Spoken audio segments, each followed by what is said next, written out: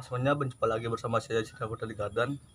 Pada kesempatan ini saya akan mengajak teman-teman semuanya untuk budidaya tanaman pakcoy dengan menggunakan sampah plastik, teman-teman. Lebih tepatnya dengan menggunakan gelas plastik. Dengan menggunakan sampah plastik kita dapat mengurangi pencemaran lingkungan dan juga menghemat biaya produksi, teman-teman.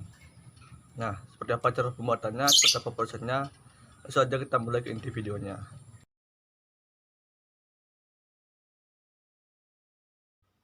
Oke teman-teman, ini dia gelas plastik yang akan saya gunakan sebagai tempat penanaman bagi tanaman sayur yang akan saya tanam, teman-teman. Nah, tanaman sayur yang akan saya tanam di antaranya yaitu adalah tanaman sawi pakcoy dan juga sawi caisem. Sebelum kita melakukan penanaman, terlebih dahulu teman-teman bisa lubangin di bagian samping dan juga bagian bawah pada gelas plastik ini supaya lebih memudahkan sirkulasi saat penyiraman, teman-teman, supaya airnya itu tidak mengendap. Nah, untuk pengikatnya sendiri di sini saya menggunakan tali, teman-teman. Jika teman-teman ingin menggunakan paku juga bisa. Dan untuk cara pemasangannya saya menggunakan secara vertikal.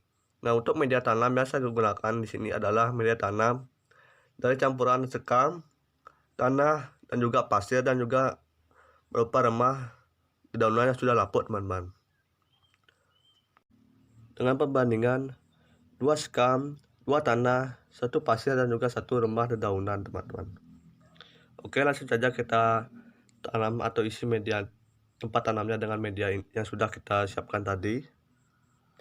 Kita lakukan pengisian hingga penuh, teman-teman ya. Kita lakukan hingga merata, hingga semua gelas plastik yang akan kita gunakan sebagai media tanam sudah terisi dengan media sepenuhnya. Oke, jadi ini dia hasilnya setelah kita kasih dengan media tanam semuanya, teman-teman. Oke teman-teman, sebelum kita tanami dengan tanaman, terlebih dahulu saya akan memberikan pupuk dasar seperti campuran mol nasi basi, POC air kelapa, dan juga IM4. Untuk cara membuat mol nasi basi dan juga POC air kelapa sudah pernah saya buat di video yang ini. Nanti teman-teman bisa tonton videonya, ini ada di deskripsi. Langsung saja kita aplikasikan kepada media tanamnya. Kita aplikasikan secara sedikit-sedikit tapi merata, teman-teman ya, ke seluruh media tanam. Oke, ini dia media tanam yang sudah saya aplikasikan pupuk dasar tadi. Kita baru siap untuk kita tanami dengan menggunakan bibit sawi pakcoy dan juga sawi caisem. Oke teman-teman, untuk bibit yang saya gunakan di sini sudah terlebih dahulu saya mencoba menanamnya dengan menggunakan media botol seperti ini, teman-teman. Dan media botol atau cara penanaman seperti ini memiliki beberapa kelemahan. Di antaranya yaitu rumput yang tumbuh dalam botol itu susah untuk dicabuti, teman-teman, sehingga akan mengganggu pertumbuhan dari tanaman tersebut, dan juga susah untuk melakukan penyiraman, teman-teman, dimana air yang akan kita siramkan akan membuat media yang ada di dalam botol tersebut akan keluar, teman-teman. Dan di sini saya memutuskan untuk menggunakan metode gelas plastik, teman-teman. Dengan menggunakan gelas plastik seperti ini, maka akan menggunakan perawatan dan juga mudahkan saat memberikan penyiraman dan juga pemupukan pada tanaman, teman-teman. Oke, langsung saja kita tanam media bibitnya. Oke, ini dia hasilnya setelah kita tanam satu persatu di gelasnya, teman-teman. Dan setelah 1 minggu baru kita akan mulai melakukan pemupukan. Kenapa 1 minggu? Karena setelah 1 minggu maka tanaman tersebut akan dapat beradaptasi dengan lingkungan atau media yang baru, teman-teman.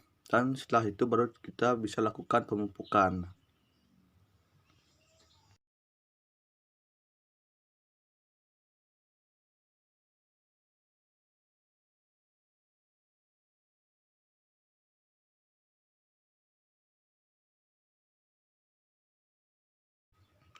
Oke teman-teman, ini adalah tanaman sayur hijau yang sudah saya tanam 1 minggu yang lalu, teman-teman. Dan bisa dilihat pertumbuhannya cukup subur, teman-teman ya, dengan menggunakan pupuk dasar seperti yang sudah saya berikan kemarin, teman-teman. Dan sekarang waktunya saya akan memberikan pupuk tambahan dengan menggunakan pupuk yang terbuat dari campuran antara air kelapa dan air cucian beras, teman-teman. dengan dosis 1 gelas ini kita campurkan dengan 1 timba air teman-teman. Kira-kira timbanya itu 5 liter atau 3 liter air teman-teman. Oke, langsung saja kita aplikasikan dengan memberikan kepada tanaman itu sedikit-sedikit aja teman-teman ya. Kita berikan secara merata kepada semua tanaman tersebut. Pupuk lainnya yang juga saya akan gunakan pada sprayan kali ini yaitu juga saya akan menggunakan Biosaka teman-teman. Dengan dosis 1 tutup botol Biosaka saya campurkan dengan 500 ml air teman-teman. Oke, langsung saja kita semprotkan ke bagian daun.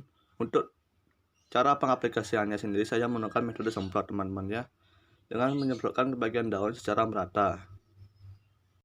Untuk teman-teman yang ingin tahu cara pembuatannya, sudah pernah saya buat di video yang ini. Nanti teman-teman bisa tonton videonya, linknya saya taruh di deskripsi.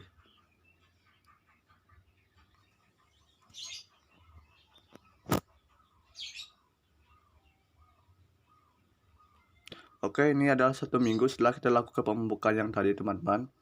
Dan bisa dilihat perbedaannya, di sini daunnya sudah tumbuh jadi lebih besar dan juga lebih lebat teman-teman ya. Untuk pemupukan kali ini, di sini saya menggunakan PSB atau fotosintesis bakteri dengan dosis 1:3 teman-teman ya. Untuk cara pembuatannya sudah pernah saya buat di video yang ini, dan bisa teman-teman tonton videonya, linknya saya taruh di deskripsi. Untuk pengaplikasiannya sendiri harus teman-teman menggunakan metode semprot teman-teman ya, tidak boleh menggunakan metode kocor ataupun siram, karena pupuk ini harus mengenai bagian daun teman-teman ya, supaya dapat mengoptimalkan fotosintesis yang dilakukan oleh tanaman tersebut. Oke, langsung saja kita semprotkan ke bagian daun secara merata.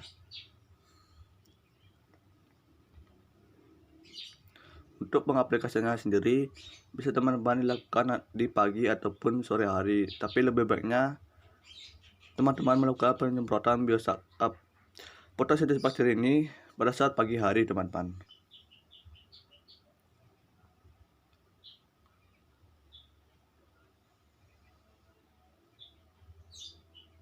Oke, untuk pupuk selanjutnya yang akan saya gunakan itu adalah air cucian beras fermentasi teman-teman. Untuk cara pembuatannya sendiri sudah pernah saya buat di video yang ini.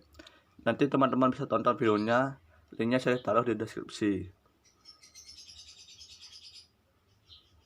Oke, langsung saja kita berikan secara merata kepada tanaman tersebut ini. Untuk 1 gelas yang saya gunakan bisa untuk sampai 3-4 tanaman teman-teman ya.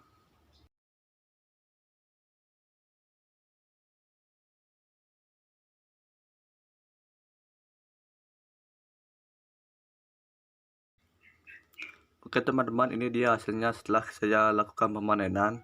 Untuk pemanenannya sendiri di sini saya agak terlambat melakukan pemanenannya teman-teman ya. Seharusnya saya panen itu di usia 30-40 hari setelah tanam, tapi saya baru memanennya di usia 55 hari setelah tanam teman-teman ya. Tapi hasilnya cukup banyak teman-teman ya. Bisa dilihat di sini. Ini campuran antara cabai jaisim dan juga cabai.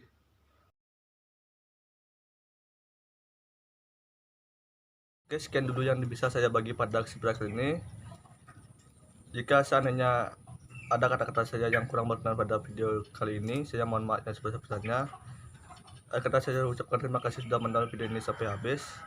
Jangan lupa bantu like, komen, dan subscribe supaya channel ini dapat berkembang dan memberikan manfaat kepada teman-teman semuanya. Sampai jumpa di kesempatan berikutnya.